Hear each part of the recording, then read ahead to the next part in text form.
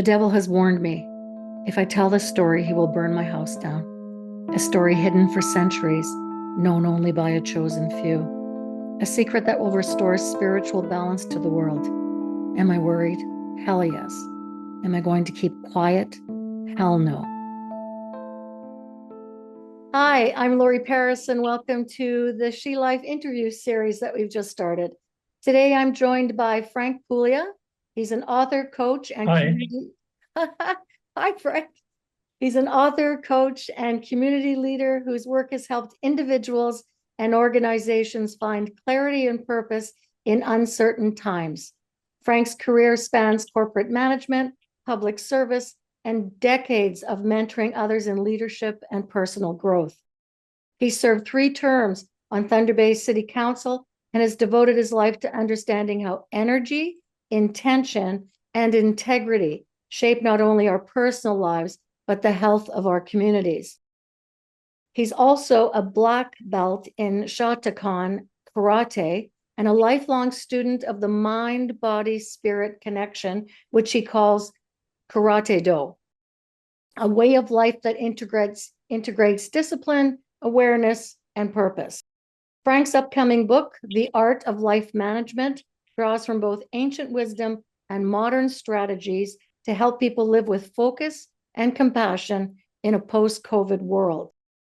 I've also had the privilege of having Frank support my own book, Stone of the Savior, The Return of the She Christ, taking copies of the book to Italy, and even visiting the Vatican to symbolically place it within the heart of Rome, just steps from where the Pope meets visitors and followers each week. Today, we'll talk about energy, leadership, and faith, and the role each of us plays in shaping a more resilient world. This is She Life, and this is Activating Energy to Build Resilience with Frank Puglia. Hi, Frank. Hi. So where are you in Italy right now? I'm in southern Italy. The town is where I was born and grew up before coming to Thunder Bay at age 17 in Calabria. The city of Lamezia Terme, International Airport, 75,000 people live here. Oh, wow. Very similar to Thunder Bay because we're very close to the ocean. Yep. Thunder Bay is right on the lake. Mm-hmm.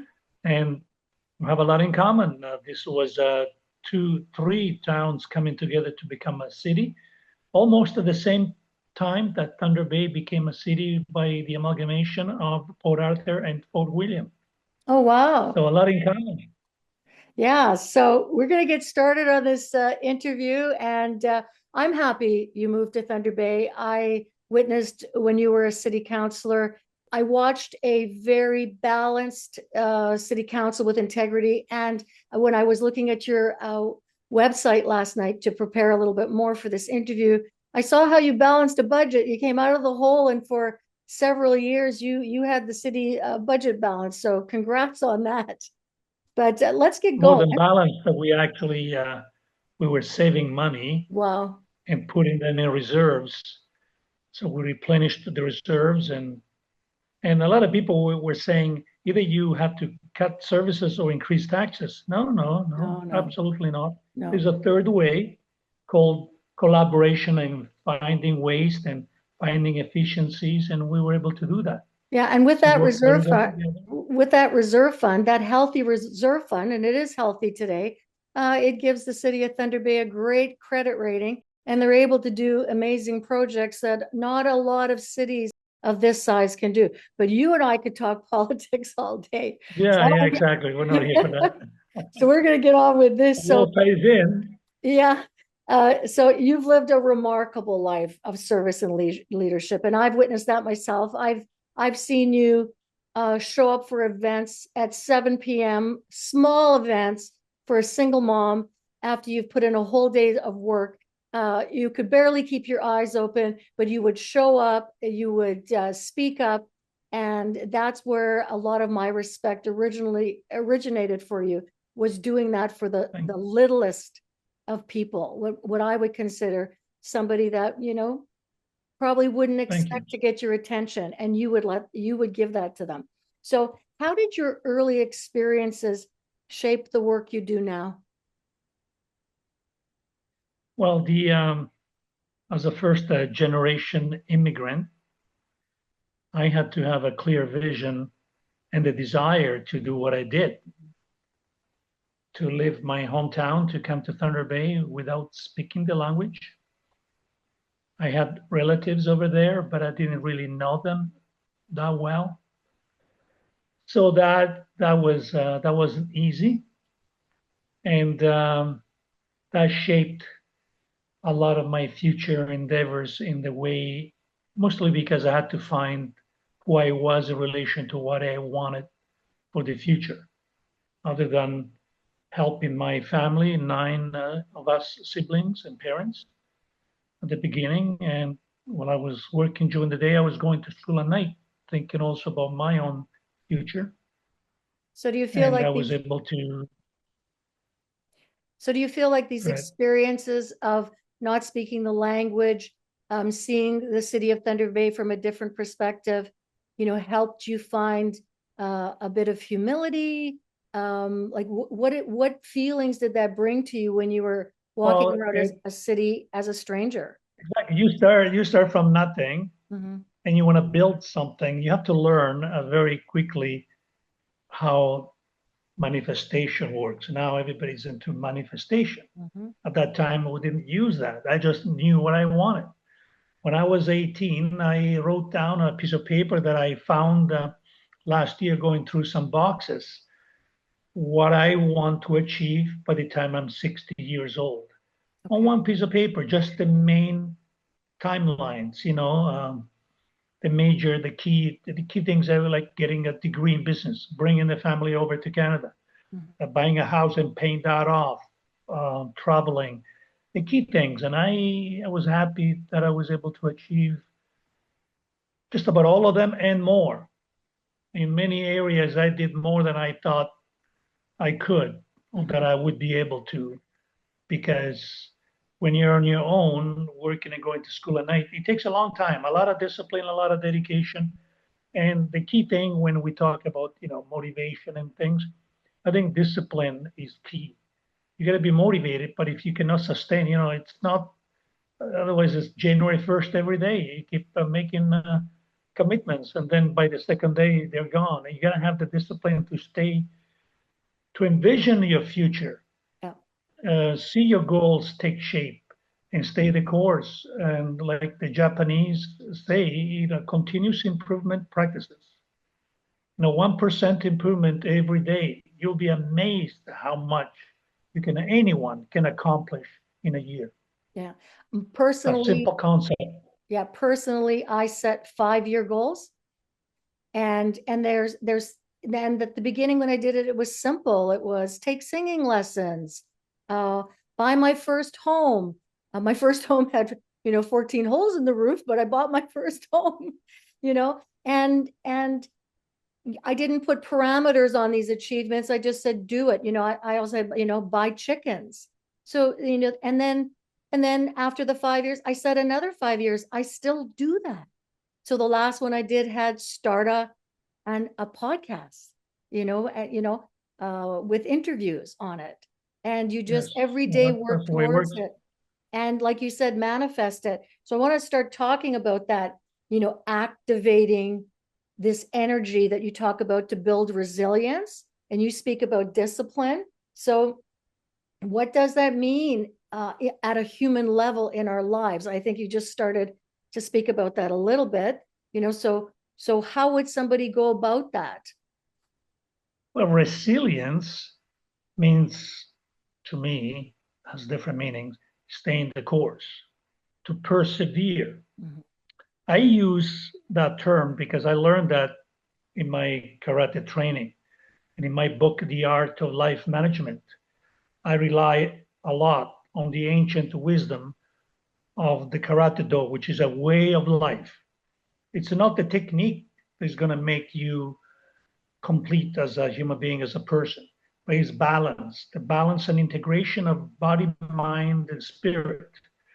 And when you have that, and you can persevere. And I remember when we were asking our sensei, what is the one thing that we can take with us learning from a lifetime of karate? And He said, if you can learn what, when we enter the dojo, we say us, which means acknowledging people, acknowledging who is in front of us, acknowledging our challenges, acknowledging our teachers, everything that makes us a better person. But more than that is the term to persevere, never give up. Never give up. Because really, if you really think about it, people think, oh, I made a mistake, I got to stop because, it's not, no, there's no such a thing as a mistake. Yeah. So resilience in the context of using that there is no mistakes, and at any given time, we make the best possible decisions based on the best possible information we have. In hindsight, after we go back and say, well, now that I know this, I could have done that. Well, what we do? Like, at any given time, you don't know what the future will bring, but you know that you can create that future. And if you're nimble and adaptive enough, you can navigate the changing environment, like even a company. It's not that difficult. Any successful companies in today's environment, highly uncertain, tremendous competition, AI coming in now, disrupting the workforce, disrupting a lot of things. You have to be nimble and adaptive. And as individual, we have to face the same things. There's a tremendous change happening in society, has occurring for a long time, but now is picking up speed. So even for the young peoples, if you want to go back to school, I had 12 career changes. So I went through some huge layoffs at Ontario Hydro, Kimberly-Clark, 50% of the workforce was let go. I went through all of that. Not fun. You think you made it. You think there's a nice paycheck coming in. You do a good job. You have your nice circle of friends and colleagues, and you're paying a mortgage, you're building a family, and then bang, you lose your job. What are you going to do? Yeah, so I talk about being a serial entrepreneur, because people used to ask me, why have you had so many businesses? And I said, well, you have to pivot. When the market changes, and if there's not a desire for the product I have to sell any longer, I have to decide, well, what do I sell next, right? Because I'm an entrepreneur. I've been self-employed myself since the late 80s. And so when I had recently my retail business incubator, that is what I used to tell the young entrepreneurs. Never give up. It's only over when you say it's over. If you continue to fight, it will succeed. It really will. I mean, I'm an example of that. So what you're having to say is so true. When I went back to school, I quit my job at the grain elevators after 6 years. I was making good money. The house was paid off. The family came over. So I went back to school. It was tough. Second year commerce. It's not like first year general arts, accounting theory. I was struggling, and I thought, wow, I just got to remember when I was pilot lumber at Great West Timber, doing double shift, sometimes for overtime, shoveling grain for 2 years, or working in the cleaner deck on the cement, 30 below weather outside. It was tough. So I thought about that, and I said to myself, do you want to go back to that? Hunker down, buddy. You can do it. And I did it. Eventually, I had to really discipline myself to study so many hours and the best time, but it wasn't easy. But I did it. And then I became a CMA and CPA and got my master's degree after 25 years of graduation. Went back to school because I believe in the power of education to open up doors that you will never open up on your own. You think by reading book, reading book is great. I was reading a lot of books. But when you get that education, it's specific to the certain area of, if you see the marketing, accounting, you cannot learn that on your own. You can to a certain point, but it opens doors. It opens doors, and the nature of work will change with AI in the future. A lot of people now can do amazing work just by using artificial intelligence. We have the power of the internet, super speed. Like we're live in an amazing world nowadays. Yeah, Like things have changed tremendously. yeah, They need to adapt and be resilient. So how do you that's be it. resilient? Yeah. You have to stay, for when I talk to people, they seem to be really surprised that I know about ChatGPT, I know about AI, I have a podcast, like their eyes go wide, like because they look at me as an older woman that, probably I should be looking at retirement. Well, I've never thought about retiring in the sense that people retire. Retirement for me is writing a book, like getting out of the thrift and antique furniture business. I may not be able to lift those couches much longer, but I try. And writing the book, doing some consulting, keeping active and believing in myself and believing I have that ability to manifest what it is that I need. And that networking is really important. I'm a real believer in talking to people. Like I'll talk to anybody, but I want advice. Tell me how you did it. Would you share your knowledge with me? And if you ask respectfully, people will. And that's how who you were in my life to some degree. I would ask you, because I became involved in politics for a little while. And I still remember you telling me in my first election, you're not going to win. And I'm going to tell you why. And I really liked that honesty. But I said, well, I'm still going to run because I want the experience and just who I met and the experience. So when I ran a second time, my husband told me, you're probably not going to win because you're running against an incumbent. But it's what I learned and who I met. And when I didn't win the second election, I wrote the book. I pivoted and said, well, I think I've done the best I could for the community and I'll carry on. But yeah, I love when people are honest, when people will share. So, I have a question here in your coaching. Like, I want to get onto the spiritual aspect of this because, Sure. She Life is we want to talk about the balancing of the divine feminine and masculine. So in your coaching, what role does spiritual awareness play in helping people navigate, the changes they may have to make, the pivots they may have to make, whether that's in their personal lives or their business lives? Yeah. Well, I wrote some articles about how spirituality will shape the future of business Mm, and why it's so needed. And it goes beyond ethics and morality. It touches on accountability, responsibility, transparency, and at the end of the day, integrity. All collapses on integrity.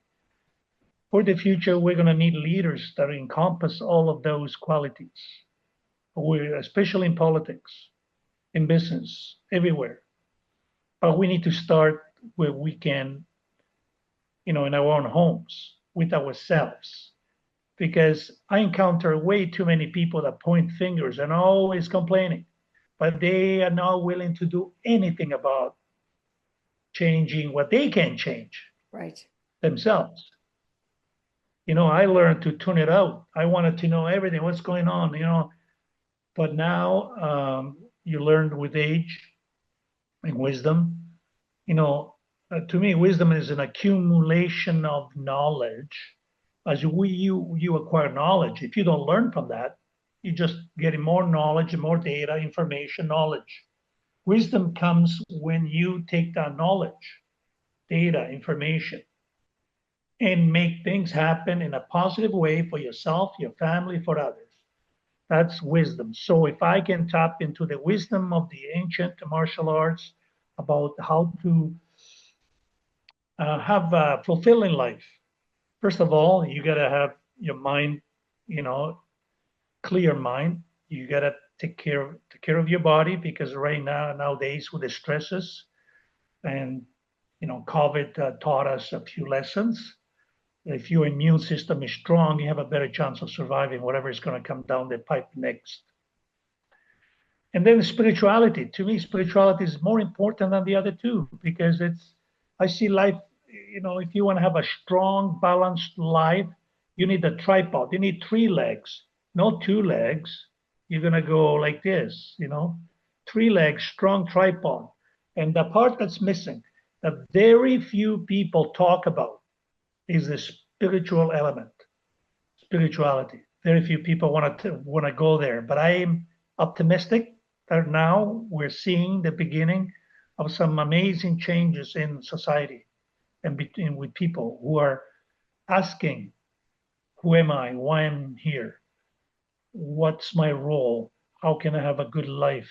And spirituality has a lot to do with that, because it's not just chasing the almighty dollar that's going to make you happy, because you can't, first of all, you can't take it with you. We all know that.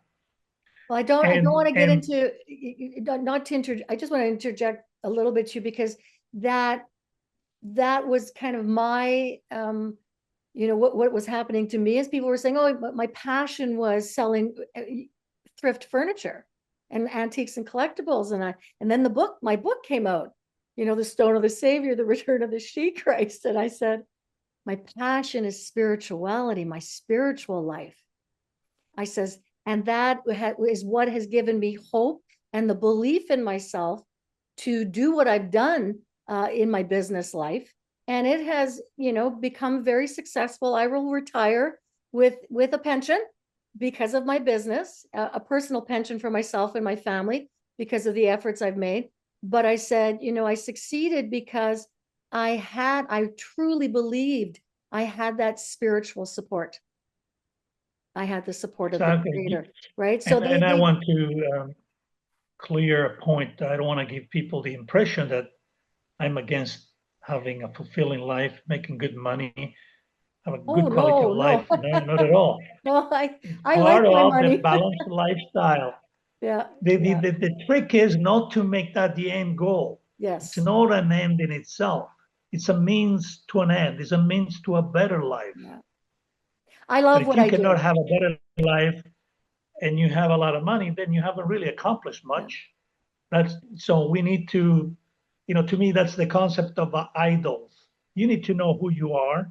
Don't get too attached to your car. It can break down. It can get into an accident. You know, don't get too attached to your home. It can burn down. Don't get too attached to anything. The power of detachment that I talk about in my book too can free you, give you a tremendous amount of freedom. Because when you're detached, you can see things clearly to the fog of your ego. First of all, you recognize your ego when you're detached. Yeah. Because you're not attached to little things. And then you're more at peace and you have a happier life, and people can pick that up. When you're happy, everything around you will be happier. Amazing. So I want to talk about your upcoming book. So this book will blend ancient wisdom with modern life management. So what inspired this idea? And then I'm going to just kind of leave this open. So the full book title is The Art of Life Management, Using Ancient Wisdom for a Better Life in a Uncertain World. That's your tagline. And so can you also add, how that practice of karate do, how does that practice influence and support, the art of life Yes. management? Because of my business background, being a financial consultant, financial analyst, a Kimberly-Clark cost analyst, I was in a position to help any organizations, the big multinational corporation, and then Ontario Hydro. I was the budget coordinator and financial coordinator for the whole Northwestern Ontario region. Spent 6 months in the head office, in the controllership office, right when Hydro was going through tremendous changes. And, I was privy to decision making that in my mind at that time didn't make any sense. Financially, didn't. I learned how even smart people, big organization, the group thinking, when everybody's afraid, people are afraid to put their hands up because they don't want to stick out. I was in Toronto and we were asked as financial controllers to raise the red flag if we saw a financial problem. And I put both of my hands up. out of 350 people from all over Ontario, nobody would raise their hands up. I spoke up. They asked me who I was, where I was from, and what would you like to say? I told them I see a big problem. I see a corporation that is going to be bankrupt by the end of the year. And they go, why? Well, we lost $250 million in the first quarter, and now we're going to pay our customers not to buy our product because of a policy from the government that we're using Ontario Hydro as a policy. We're pushing the policy of converting, and they were paying people to convert to gas, and now they want to do away with gas and come back to high electricity. Like that's when ideology gets haywire and has no bearings on reality, and that's politics. Politics, in order to benefit people, has to balance the practical application of good ideas with good results. Otherwise, it's bad politics. I don't care what anybody say. Look, know what they do. Look what they do. Look at the results. And so, and they were, so the VP, just to wrap it up quickly, and then I tell you why that led to me writing the book. A lot of things like this that I observed. I saw in action how decisions could actually derail a company. And that was at the, 27,000 employees. By the end of the year, 14,000 were laid off. So I could see that. To me, I could connect the dots, and others could. Nobody spoke up. I said, look, by the end of the year, we'll be bankrupt if we keep going like this. You cannot survive financially when you pay your clients not to buy your product. So the VP of Energy Conservation comes forward all red in the face and goes, well, if we don't do that, we shoot ourselves in the foot. And I said, yeah, from your perspective, because you're the VP of Conservation, and that's fine. Let's conserve when there is a lot of growth in the economy. At that time, there was no growth. So we can postpone building another nuclear plant by, not curtailing demand. But right now, demand is going down, and what you're doing is we're sinking, and instead of throwing me a lifesaver, you throw me a rock. I'm going to go down much faster. So the guy got all red in the face and goes, but if we don't do that, we shoot ourselves in the foot. And I said, listen, I would rather shoot myself in the foot anytime I shoot myself in the head. Everybody started laughing. And the guy goes, okay, what's your name? I told him my name. I'm from Northwestern Ontario, controllership office. And that taught me, I said, okay, fire me. We'll all be gone by the end of the year anyway. At least I'm going to speak my truth. Yeah, before. As I see it. Disagree with me if you can. Nobody disagreed. Nobody could say anything. Because that was the reality, but very few people were prepared to face it or speak up, who were in a position to do. We were called up for that purpose. And So that taught me. You stood in your truth. Yeah. And eventually, when I went back to Thunder Bay, I was let go because 15,000 people were let go. They lost their job. As predicted. That wasn't difficult at all. So, and I started my own accounting and consulting business. And soon after that, I entered politics because I wanted to speak the truth, and I speak for the little guys, speak for those who didn't have a voice.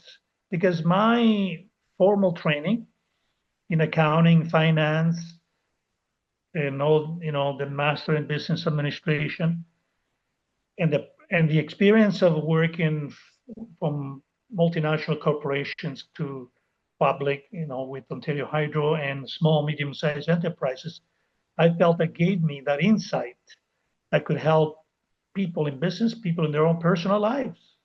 That's why the book. So that's what inspired the idea for the book. And at the end of the day, I think that, and I like sharing knowledge. I like to share and be of service. And after 25 years in municipal politics, I felt that I'd done my part in helping the community. And now I wanted to take this to a global stage, a book that could help people around the globe. Anybody can benefit. So what is some of this ancient wisdom you're going to, that will be in the book that you speak about? Well, there's things about how to stay healthy, longevity, how to maintain your energy level, how to focus, how to have peace of mind, financial, understanding the principles of detachment, be it in a relationship or in a financial, in the market, investing in the stock market. The concept of planning and detachment comes in. What I learned in studying the art of war, I learned that first you have to know yourself. Then you have to know your opponent. And your opponent does not have to be the guy next door, the ex spouse that like it doesn't have to be any of that. It can be whatever you're facing, your own fears, Yeah. your doubts. So you learn when you know about yourself and you know who the opponent is. And in terms of the fears and the doubts, when you know yourself, you know your strengths, you're building your strengths, you know your weaknesses. What do I need to mitigate my weaknesses? If you want to become a better person, if you want to stay in your comfort zone, be happy, stay there. Remember, though, that at some point you may become a prisoner of your comfort zone. It'll be hard to get out. And when things happen in the outside environment that affect your life, you'll be so comfortable you won't be able to react. It's the boiled frog effect. And that happens every day through media, through politics. We follow the media. You don't know if you're coming or going. You got to know yourself. There's so much stuff going on right now that if you don't know yourself, you're going to be in trouble. There's So going to be a lot of confusion, and everybody goes for coffee, yeah, and they argue the point, and they argue, and they don't even know half of the stuff that's really happening yeah. behind the scenes. And Or the I history encountered that. behind it, the many, many years of history behind an issue, and they just want to talk about the day. But anyway, I want to ask you, with the karate do, if you had to pick one teaching of the karate do that you think would help somebody today, which one works for you and which one would you recommend? First, be humble in recognizing that we can be students or teachers with the people that we encounter in our everyday lives, within our family, within our work environment, outside of our work environment, with friends. At any given time, we have to be prepared and humble to know that we don't know everything. Mm-hmm. That's when you allow your mind to empty of any preconceived notion. Don't fight for that little bit of knowledge you think you have. Because unless we use the power of empathy and putting ourselves in the shoes of the other person, we're going to miss a tremendous amount of information, or whatever information we may be able to provide may not be useful to the other party because we're not looking from their perspective. Thus, we're going to go, oh, but I give good, solid advice. Yeah, according to your perspective. So, and that requires being humble and listening, which are very difficult skills to have, especially listening skills. Yeah, when I was We want.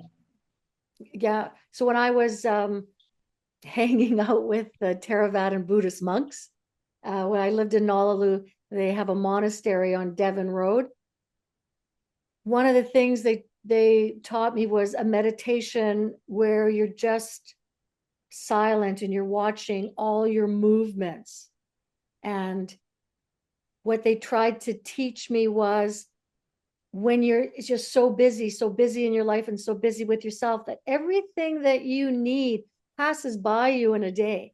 And if you can calm yourself in your life, you're still focused and you're still there, you're mindful that what you need will present itself. So what I try to do as a practice, and it's taken me a lot of years, and I have not perfected it. I try and watch everything that's going on in a day and remember what it is that I need for my next step.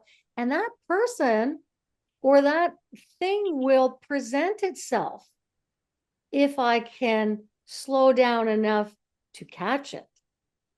Right? I had to learn that. I Yeah. wanted So to, I'm I a try. task-oriented person. Go, Yeah. go, So go, do, achieve, achieve, yeah. achieve. Yeah. You So gotta learn to pace yourself. Timing is important. and In any listen karate and watch. competition, Yeah. you gotta watch. Yeah. And the other thing, when I was talking about the art of war, which is that, in practical terms, is know yourself. Mhm, You'll win half of the time. mhm, Know yourself and your opponent. You win most of the time. But there's a third element, that is understand the landscape in which you operate. mhm. That's a crucial, because that allows you to position yourself. There's an advantage, what are the next job requirements? If you're a young person graduating, where should I wanted to go to school? What should I do? Follow your passion and all of that, your desires and aspirations. But you gotta be 7 to 10 years ahead of the game. Mhm. You can't be where the pack is. You gotta be where it's going to be, right? And Yeah. then the timing in karate is timing crucial. Even in politics. I mean, I'm the worst offender. My timing was never perfect, so I came up short 2%. That's fine. I learned a lot, Okay. and because I wasn't attached to the outcome, to me it was being of service. It was fulfilling on its own. The only reason why I aspired to a higher position was so I could do even more to help people. But the book can fulfill that because it's unlimited. There's no limit in how many people I can help if what I'm saying, what I'm writing is meant to be heard by the right person, that will connect at some point. I'm not attached to make money on the book. It's just want to put the information out there. But those who need it will hear it and benefit from it. So that's the goal also, to answer the final part of the question you had before, why the book? Yeah. To be of help. And what I learned, the biggest thing in karate that I learned is to be humble and think of yourself always a beginner. If you go, you can't fill a glass that's already full. If I want to offer you a cup of coffee, cup of tea, and it's already full with some other tea, I gotta empty that cup from with the coffee and then pour some tea. New knowledge, right? Mhm. So you got to view that cup always empty in order to receive new information and being able to take it and make the best of it in your own life in the way that makes sense to you. So let's talk about that mind, body, spirit connection. So how does that principle that you're going to be talking about in the book help people face today's challenges? Like, I mean, even though it's post-COVID, I personally don't feel that a lot of people have reconciled their mental, like they haven't reconciled what happened to them during that time. You're right. And, it You're right. took, It was a shock to, for me well, personally, the and I, whole world. and I'll say that always for me personally, because I can't speak for anybody else. I I'm a pretty functional human being, and I'm motivated, and I was so challenged in re-engaging with the world. I had to make a concerted Mhm. effort. I had to go buy clothes. I had to buy a plane ticket. I had to go out, of Thunder Bay, start visiting, start living again. And I just recently had an experience where a friend hadn't left their house still. And I went and picked him up at his house, forced him into my vehicle, and took him to Kakabeka for lunch. And then went out to Nalalu the next weekend, forced him back into my vehicle, and took him locally for lunch. And helped him, because I have to admit, I enjoyed the time not dealing with society. I really thought that time was precious. I succeeded during that time. My business did okay because I went downstairs, I painted furniture, I adapted to the situation. I loved that the See that government couldn't get me, an entrepreneur. that's the trick. You had your My own biggest business. fear. the Canada Revenue You had Agency. your own business. You were Yeah, used to being independent. You yeah, were used to do your own thing. yeah. You were used to, not totally, but to a large extent, to that kind of lifestyle. Mhm. Working from home for me was no big deal. Yeah, COVID, what do you mean? What's a big deal? I spent weeks sometimes at home working on a project or studying or being in touch on the internet yeah, with people from around the world. It wasn't as hard for me. For those people who had a 9 to 5 job, who yeah. were working with the public, like some family members and friends, all at once they lost that stimuli. They Mhm. were having a hard time. And After some, 1 week in the basement, watching movie, catching up with a few things, you start going haywire, right? Mhm. So I remember that. So And how did that, you help your family then?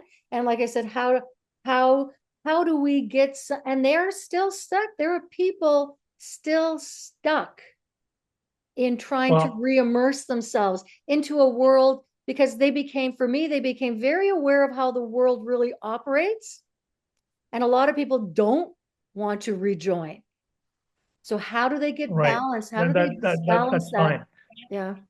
You don't have to be, because I spend a lot of time alone too. I love going for walks, reading books, good conversations that you can have over the internet with the video capacity now. You can Mhm. talk to anyone, anywhere. You got friends in the world to be, but go for a walk. That's all you do. I love swimming, especially in the ocean.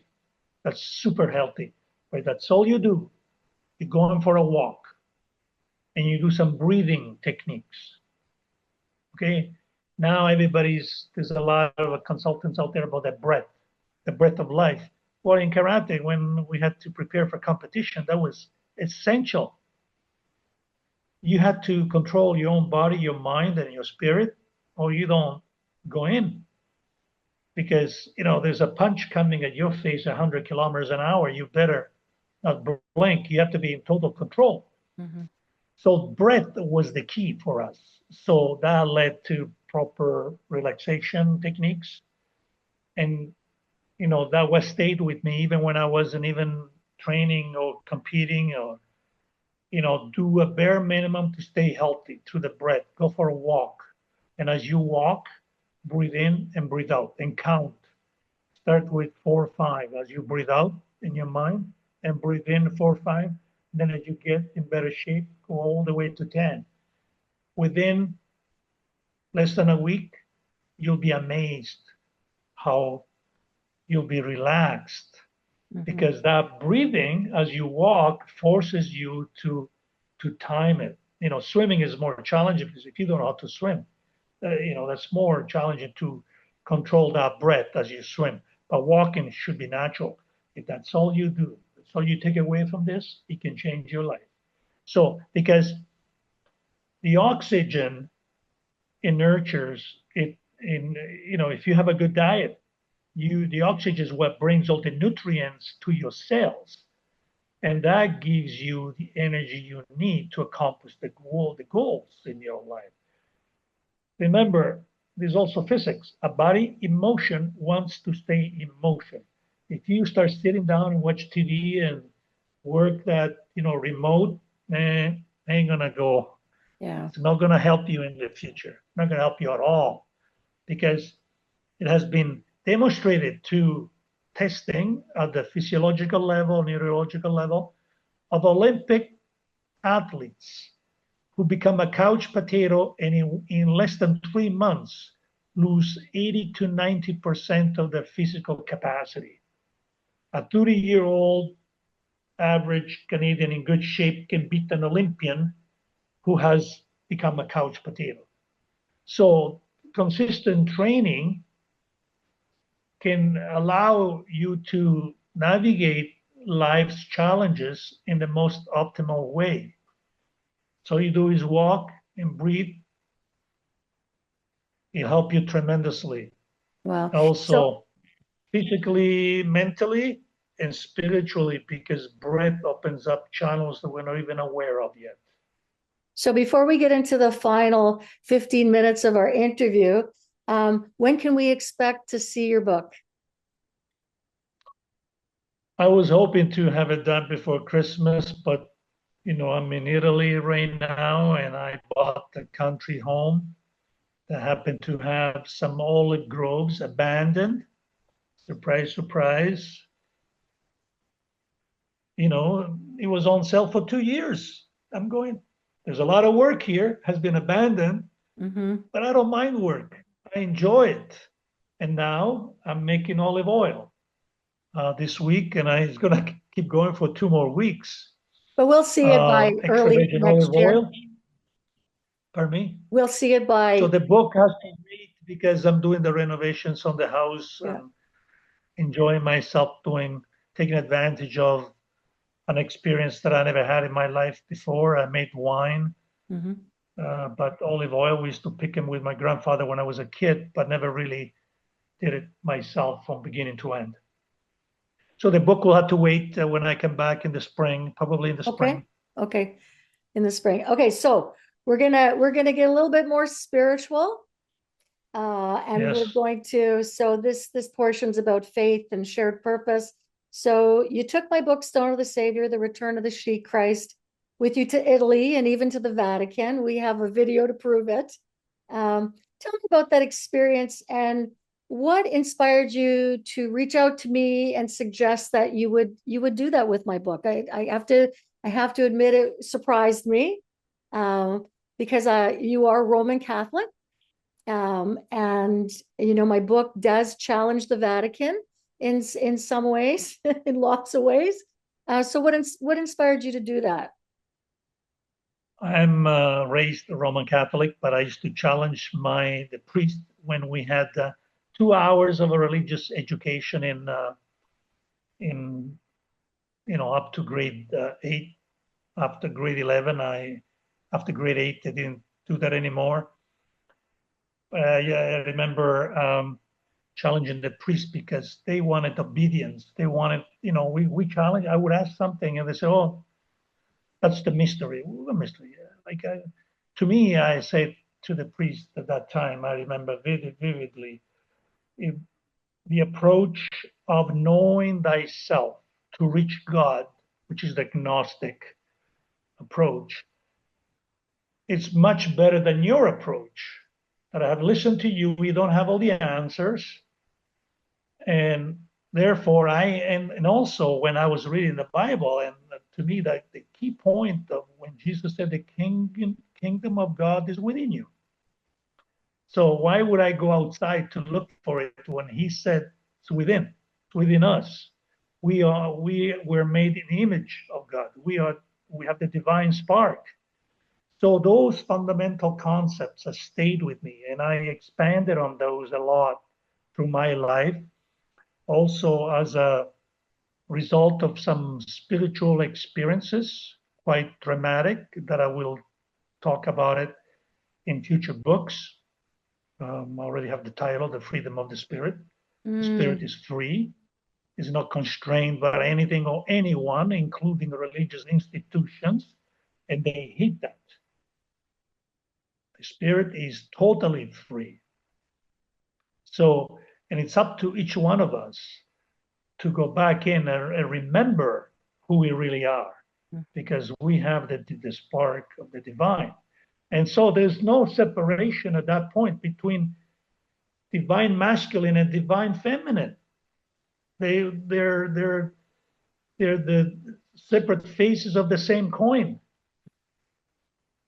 And so in your book, and I was already coming to that understanding on my own, of the power of the divine feminine, because I intuitively, if you listen to yourself, each one of us has a masculine and feminine side of us. And unless we can balance the two, we're going to have some imbalances.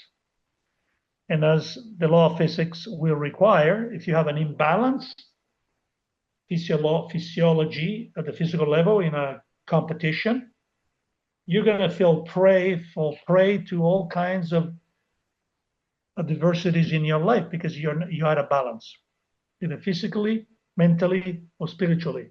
Balance is going to be the key. And at the spiritual level, the balance between the feminine and the masculine is crucial.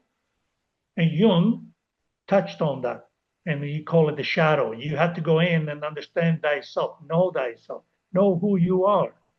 Then it connects you to know the outside world, know the landscape, know what's going on, and then you become a powerhouse. You become the best you can possibly be. You become divine. Only when you can balance the two. So And any so, church, Catholic yeah, Church, Protestant, any church that wants to always take away the divine feminine, they're making a great disservice to humanity. And whatever excuse they have, and they have some good ones, okay? Because I also had my own experiences with the Virgin Mary, and I went to Medjugorje. I witnessed miracles, and that, I explored that to a large extent, and I had my own mystical experiences. So there's no doubt in my mind, and in the future I'll be able to talk about it more freely and more in depth. And that's why when you wrote the book and I read it, and I had to read some of those books that you researched in the past about the lost years of Jesus, and some of that couple that went to Tibet and they went to Asia. Nicholas and Helena Rourke, the Rourkes. Yes. And there were others as well. But so I was able to connect very quickly to your points. And so anyone that has had any mystical experiences, it's like biting into a lemon. Unless someone else has bit into the lemon, they will never be able to fully understand what you went through. Yes. And I'm talking about bishops, priests. I talked to bishops and the cardinal from Rome who used to visit Thunder Bay because he grew up with Father Lino, St. Anthony Church. And he was a high up in the hierarchy of the Catholic Church, and we had some amazing conversations. And then I bought the book about the secret papers of the Pope when the butler leaked all the secret papers. So we have a pretty good inside scoop of what's going on, the power struggles in the Vatican. There's always two factions, predominantly. One is the Orthodox view, very, very conservative. Don't talk about politics. Don't get involved in anything else other than the spiritual needs of those who follow us. And then there's the other. I think the last two popes were more like, there was the German Pope, Polish, German. They were more Orthodox, more restrictive. The last two were more progressive in some ways. In some ways, remember, they also they can't go too far because they have to keep the balance within their own power structure, or they may not. They're going to have a hard time. If they want to implement any kind of change, they have to balance it out. However, I think that we don't need to worry about them too much. The answers lie within you. If enough people wake up to the realization of who they are, any outside religious institution or any government institution or anything will not have any power over you to influence you there's a lot of influence going on, a lot of brainwashing. It's tremendous. So you want to really know yourself, build a better future, be able to discern what's really going on, build a better future for yourself and your family and those around you, the people that you love. We have all the resources you need right now, better than any other time in the history of mankind. If you awaken and use your critical thinking, challenge those people who want to push anything on you, including what I'm saying. Challenge everyone. Satisfy yourself. For me, when I wrote the book, I never expected that was the book that was going to come out of me. So, like I say, I left the church at 8 years old because I challenged the idea that I had to cover my head to approach the altar when the boys didn't have to. And it ended up being a plea to the Pope, and it was supposed to be for Pope Francis to allow women into the priesthood. And although I understand, because I've been taught by Buddhist monks and I practice native spirituality, I understand, and I do not want to be a priest or a priestess in the Roman Catholic Church, but I do believe that balance is needed, like you talked about, and that you become more divine. You really ignite that divine spark when you balance the masculine with the feminine. So within that church that doesn't do that, they may think they do because they put Mother Mary on the pedestal. My book, makes a plea that I believe that unless you have a popess with a pope, it's the female, it's the feminine that activates the masculine. And for me, that church would become the divine church it was meant to be. So for me, so on that, I have a question for you. Are you aware of, and this is not on our list, the Vatican in November made a decree saying that Mary was not to be called the co-redemptrix or the co-redeemer anymore. And that's one of the thesis of my book, that Mary is the co-redemptrix, the co-redeemer, or the co-savior. So even though we can become divine on our own, that church has so much influence. And for me, I feel it's my doing my service to the world. And I felt it was a calling from Jesus to write this book. Sure. So your thoughts on the that? book will start on some healthy discussions. My take on it is that I don't think we need to worry about what the church is going to do. I don't think that's where the answer is. The answer is within us. There are 30,000+ denominations in the Christian community. Who cares? They all have their own interpretation. So does, you go to Hinduism, they got 20 plus, I don't know how many thousands of gods. Mm-hmm. One guru said if Jesus came here and said, I'm the son of God, they said, okay, get in line. They wouldn't have killed him. That's the way they presented. But at the end of the day, I think we need to move away from these large organized institutions. Mm-hmm. Because once they achieve an element of power and control, they want to keep it. So why would you want to go and fight that fight when the only thing you can control is yourself? And as you change yourself, if enough people in the world will change themselves to become an expression of the divine, feminine and masculine, then you become like the children of God. You are like gods. Like Jesus said, you are gods. We are made in the image. We got the spark. You just got to go in and find the beauty of it and how much power we really have. And if enough of us can go into that and we reach critical mass, which is quantum physics will tell you 3.5%, that's the magic number, of any number of any population achieves a certain development. The rest of the population, by magic, quantum entanglement, boom, within years on a global scale. I agree with you. Change. Yeah, I agree with you. I think that's the ultimate goal and what ultimately will happen. But for me, I like I said, I felt I had a calling to write this book to help the women. Oh yeah, absolutely. Yeah. No, I'm not saying that. No, I know you're not. Yeah. You have to do what you feel you need to do. Yeah. It's a jigsaw puzzle. You're putting a piece in the big, you're putting a few pieces together, and now we can see a better picture. More people come in. We're not the only ones here. There's a huge number of people awakening to the realization of who we really are.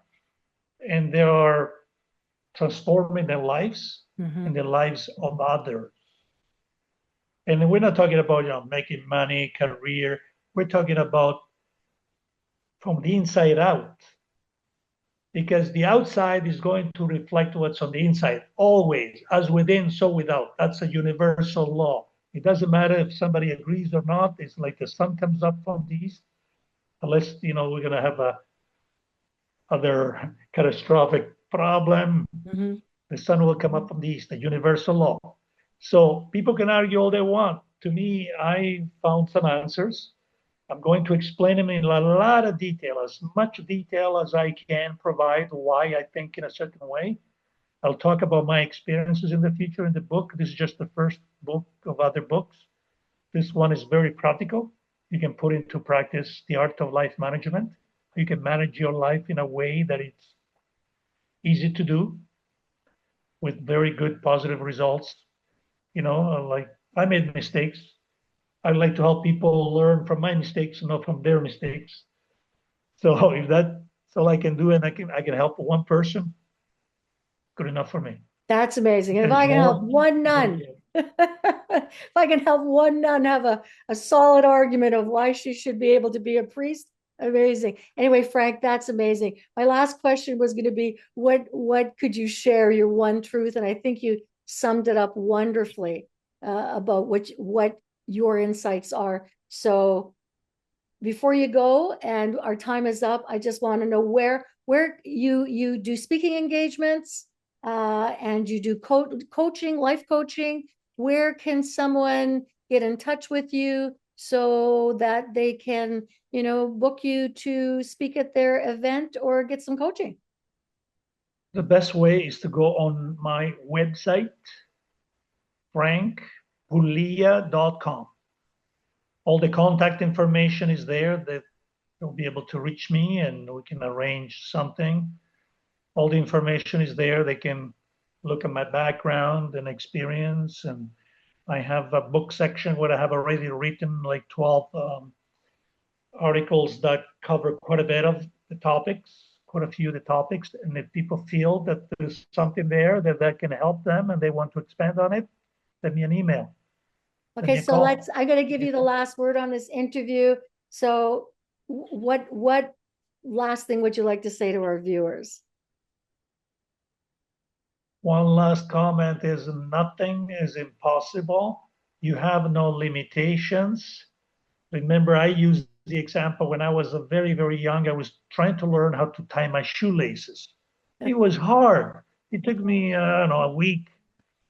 Now I remember every time I tackle a new thing, a new project, something new, when I come out of my comfort zone. And by the way, most of the answers are outside of your comfort zone, not within your comfort zone. Okay, because that now you're grown to that, you're limited in your growth because you're in a comfort zone. You're doing the same things over and over. Push your boundaries. You'll be amazed to find out what's out there. So, a limited potential. We're only limited by our own minds, but the constraints we put on ourselves. Well, thank you, Frank. And I want to thank our viewers. I'm Lori Paris, and welcome to She Life.